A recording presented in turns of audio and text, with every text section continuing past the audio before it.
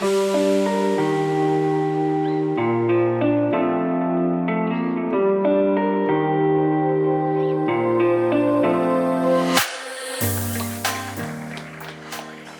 afternoon, everyone. I'm absolutely amazed to see so many people from the Singapore shipping industry on a Monday afternoon coming to a sanctions talk. I never thought I'd see this, but I'm delighted to be here and I'm delighted to see so many people. Before I start, I just want to say to Tony Paulson, the last speaker, super speech, and I should say you've stolen a lot of the lines I was going to use, but you've put me in the right position because I don't really need to go through all the sanction stuff that you have very, very, very cleverly covered. What I want to try and do, as best I can, is give an insight into how a shipping company deals with this maze of sanctions, and more particularly how shipping companies have coped since the onset of the Russian sanctions. And certainly, I can say from a BW perspective, the Russian sanctions initially had a pretty big impact on us because of the scale of our operations with product tankers. Hafnia is a BW Group company.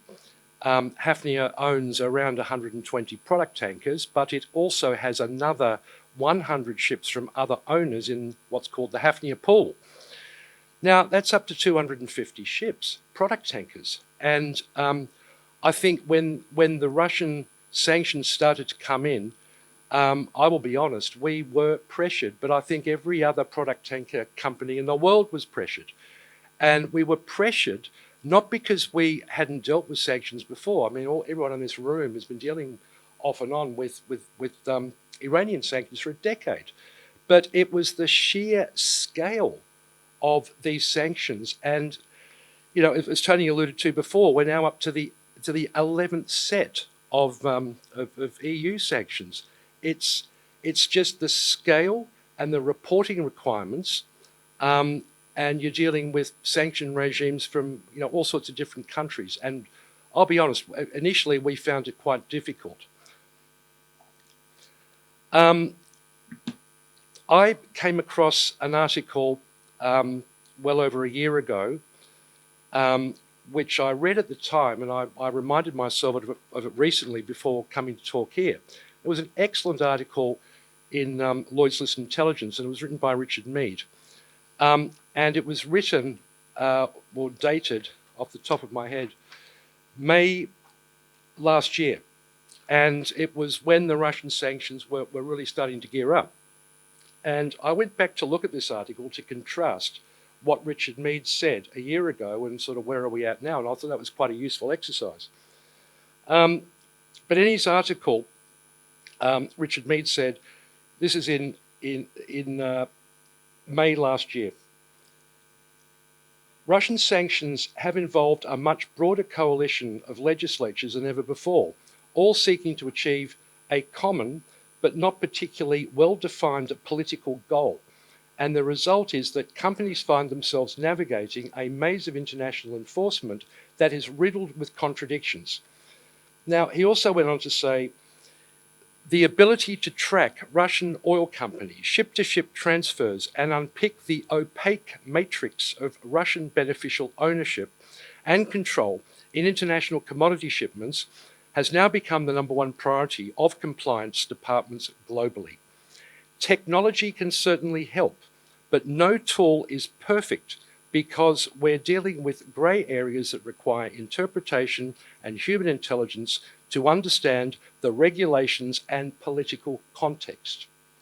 I totally agree, but I'll come back to that later. For the banks, with entire compliance teams at their disposal, such a forensic approach to compliance risk is a basic business requirement.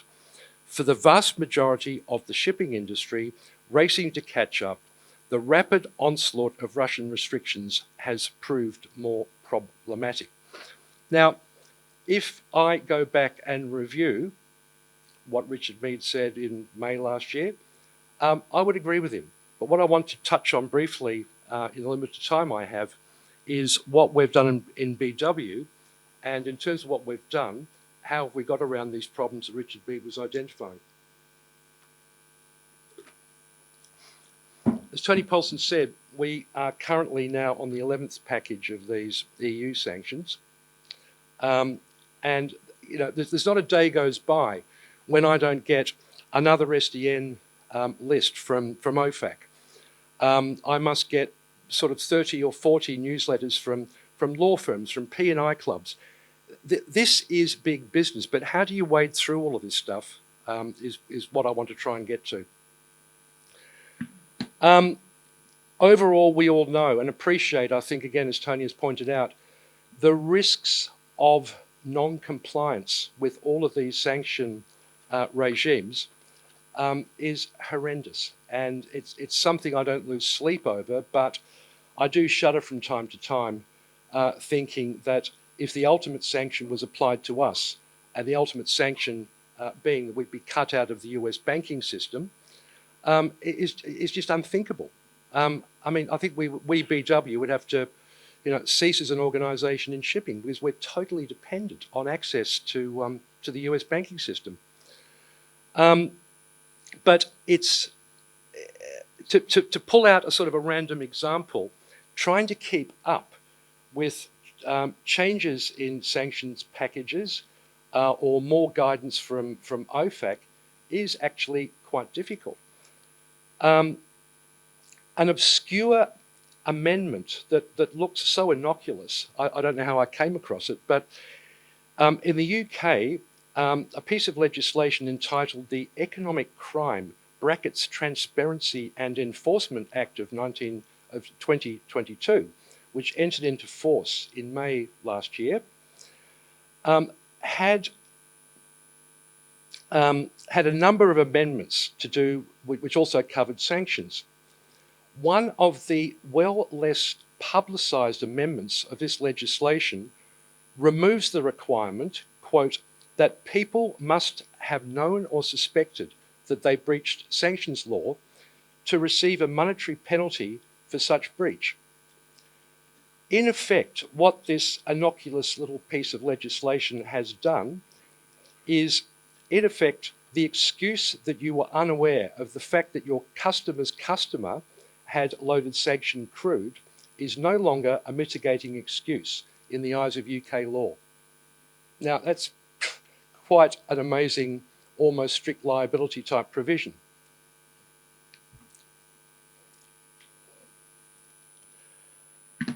Tony touched on AIS, and I totally agree. The key to complying, particularly with EU and US sanctions, is getting to grips with STS operations and AIS. Now, in the product market sector of the shipping industry, there are quite a number of places around the world that one might call STS Central. Fujairah is certainly one of them, Dubai is one of them. But these STS gathering points are getting more in terms of numbers. I mean, West Africa is another one now. What I want to do is show a very short film or video.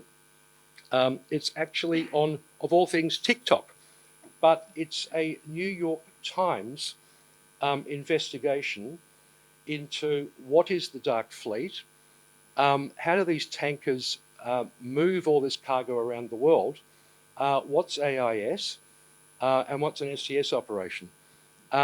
And I think it's a very short, but I think it's an excellent depiction of what we've been talking about. Since January, we've been tracking how oil tankers, all acquired after Russia invaded Ukraine, secretly moved at least $500 million worth of Russian oil. One ship really stands out. It made a lot of journeys between China and Russia. But each time, if you would look on a map and see where signals are, it would never even be close to Russia.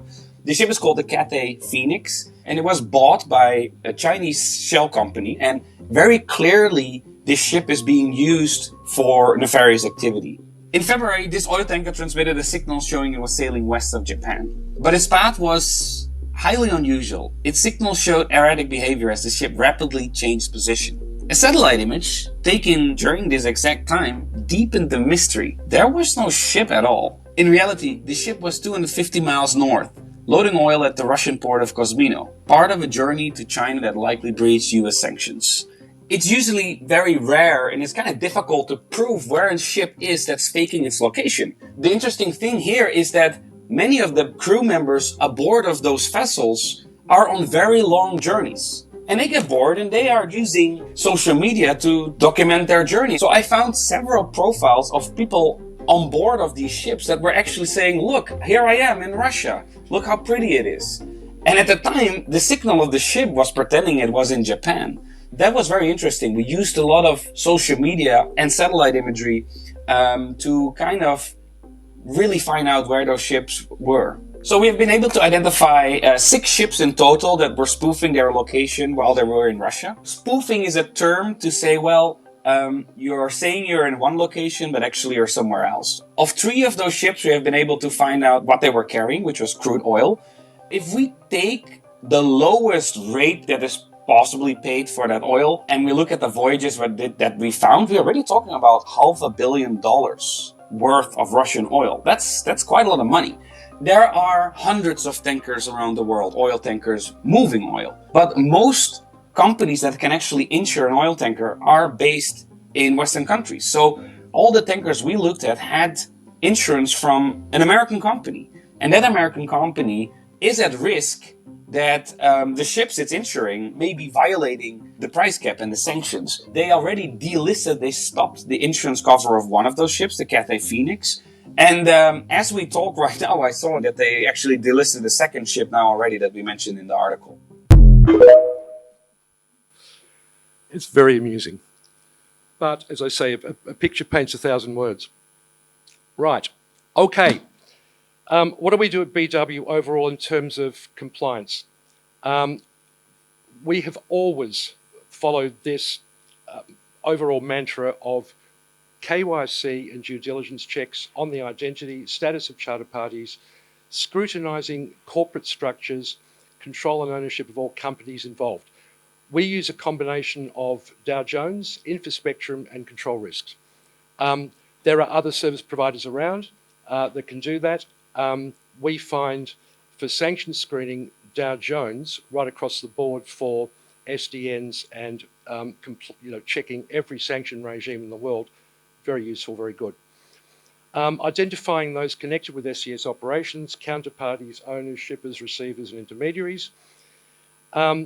Checking a counterparty vessel against involvement in sanction breaches. Now, we use Winwood. Now, Winwood, again, is one of many service providers that are out there. But I must say we find Winwood very, very good. And on the slide up there, I've said, beware of the dark fleet. Now, I wish I had another 20 minutes to talk about the dark fleet, because it's something very close to me personally. One of our ships, that shall remain nameless some time ago, was hit by one of these so-called dark ships in Fujairah anchorage. And of course, this dark ship that hit us, we were loading cargo, was not entered with an international group P&I club, and it basically did a runner and ran away. Well, I hunted that ship down when it decided to poke its nose in and do an STS operation in Malaysia. And anyway, all I'll say is that we got our money. But these dark ships are problematic. Now, dark ships do tie into what we're talking about here with sanctions, but in essence, for example, Guard say there's about 600 dark ships running around, keeping under the radar. The dark fleet itself is a name that was born some time ago, and it probably arose during more Iranian sanctions times. Others estimate, for example, Splash estimates that there's 421 dark ships running around. But at the end of the day, it seems that these dark ships are lifting 2/3 of Russian oil that is available one way or the other through these nefarious means to be shipped around. So the dark ships are relevant to what we're dealing with here in terms of sanctions. What else do? We verify cargo origins. We gather as much information as possible to see what is actually being transferred. the destination of cargoes, intermediate destinations, checking for disabling of AIS, before and during STS transfers. We also are very keen on putting into charters the BIMCO SDS, what's it called? Switch off clause. I just had a mental blank. Which we find very useful because that clause requires owners and charterers to make available, if necessary or if asked for, AIS data from up to 6 months before a charter was entered into. And that also ties in very nicely with US requirements and also Safety of Life at Sea SOLAS Convention requirements. Record evidence of proper due diligence procedures in case an issue arises later. Sanctions compliance is all about looking out for red flags. If you see a red flag, you have to document very carefully what you have decided to do in terms of that red flag. Is it a red flag or not? That is absolutely critical. Now, I'm running out of time, but Windward basically, in terms of the American guidelines, in inverted commas, for ship owners, operators and charterers, that was in their guidance back from May 2020, Windward basically covers you and gives you information for that quite lengthy checklist that appears on page 18 of that guidance. As Tony Paulson alluded to, it is called guidance, but the Americans make it very clear. Ship owners, operators and charterers may wish to consider implementing the following due diligence practices to the extent they deem such practices appropriate and helpful in assessing and mitigating sanctions risks. Putting it bluntly, if you do not follow what is required here, you are putting yourself at risk, full stop. You have to do it, and there are no excuses. Now, Windward and similar platforms, I'm not going to go into details, but they don't come cheaply. But we have found, with the amount of particularly product tankers that we're having to screen, that Windward is a very, very useful tool. And we think it's well worth all the money we pay for it. In terms of screening just on product tankers alone, we are talking about in BW probably 75 per week. That's just for product tankers. For the rest of our business units, including LPG, LNG, dry cargo and BWEK, probably another 10 to 20, depending on how many STS operations may be involved.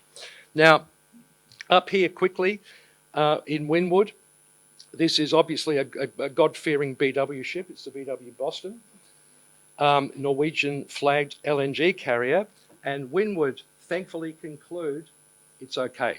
Oh, thank goodness for that. Now, I have gone to a sanctioned ship without obviously putting the name up on Windward's screen, and that down the bottom tells you, having gone through all the various parameters, you can see all the headings that cover off your requirements under the guidance. The vessel appears on a sanctioned targets list. Right, okay, that gives you some alarm bells. Now, what we do is, within BW, we have a 20-page sort of set of standard operating procedures. And what I've got on the screen is just sort of a split, sort of a couple of pages out of the standard operating procedures in relation to product tankers for Hafnia. Now, that says quite clearly in terms of what is required, what you have to do, and in essence, most of these operators in Hafnia now are trained in how to use Windward. Now, if everything's clear on a ship, it could be an STS or it could be a new charter or whatever, or a place we haven't been to before, you still have to get sign-off from legal. Now, that sounds onerous, not just for the operator, but trust me, we are a big company and I wish we had more lawyers. We don't really have that many lawyers, so the lawyers involved in this are pretty busy. And we document every single thing. If there's a red flag, it is straight to legal. Do not pass go, it has to come to legal. If necessary, we will drill deeper. We might get a specialist outside report done, and then we decide whether or not it is okay to go or it's not. Dow Jones I've mentioned. Sanctions and compliance, BW's overall recommendations. This is just in general. Ship sale and purchase is something also to look out for. It's been around for a long time, but I mean, for example, selling an LPG vessel to some Iranian sanctioned entity is an absolute no-no. Counterparty contractual risks. Make sure you're covered in your charter parties, as Tony's already alluded to, with the right clauses. I highly recommend BIMCO. They have a whole suite of sanctions clauses, purpose-built, ready to go, as well as their switch-off clause. We also take maritime anti-money laundering risks extremely seriously, and thankfully that's dealt with by our wonderful people in our finance department, and legal is not really necessarily troubled regularly on those sorts of issues. And we also maintain a white list of our trusted counterparties that we trade with. Overall, the OFAC guidelines or best practices guidance, before they brought out the specific maritime guidance, basically says create and adopt a sanctions compliance policy. That's what I put on the screen before. Conduct transactional due diligence checks, including evaluation of counterparty, cargo, and activities. Ensure adequate contractual protection against sanction risks in place. AIS again. Conduct ongoing monitoring of the AIS diligence of vessels, yes. Ship-to-ship transfers, yes. Monitor ships throughout the entire transaction life cycle, including those vessels leased to third parties. Encourage the sharing of relevant sanctions information amongst industry players, P&I clubs and colleagues. That's why we're here today. So at least we've complied with that. Conduct sanctions training for all employees, an absolute must. Now, just to recap, summary of the deceptive shipping practices and potential red flags. It's on page 18 of that American guidance from May 2020.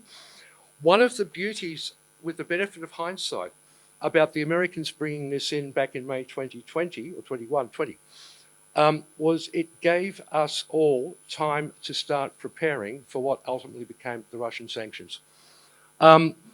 Overall, I think as a company, we now are quite comfortable dealing with particularly the Russian sanctions. Technology has certainly greatly assisted us.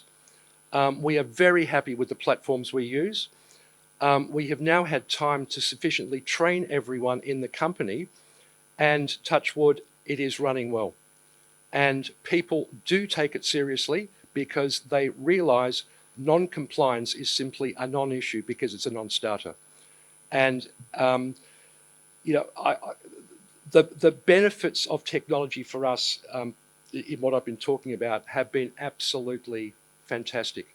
I mean, if I had to trawl through 75 potentially bad ships, covering off everything on that checklist, with my Navy background, I probably could do it, but I think I may as well give up my day job as being a maritime lawyer in BW.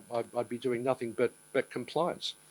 And also it creates a very useful paper trail that if you ever have to justify why a certain decision was made, it's all there. But I think overall, I think the whole shipping industry shuddered when Russian sanctions came in. I mean, it's quite daunting when, if you look at what happened in the first month or two, in terms of legislatures all over the world churning out sanction this, sanction that, it was probably equated to all the sanctions that we had to learn up on in relation to Iran. So like 12 years of Iranian sanctions, I think in 12 days, we probably had a similar amount of what took 12 years. And it was quite daunting. I mean, charterers would regularly get hold of me and BW Legal and say, well, why can't I deal with this entity? How long is this going to take? I think we now are at the point where we do this in a pretty routine way. It's treated seriously, but because we've all had a bit of practice at it, it's got easier and easier. But equally, we rely heavily on outside service providers, as I say, the Windwards of the world and Dow Jones, as well as obviously our P&I clubs, our Hull Machinery underwriters. It's a collective effort. I can only encourage anyone that hasn't had a look at one of these platforms, if you have a sufficient body of business, have a look at them. They are very good and they're very efficient. Thank you.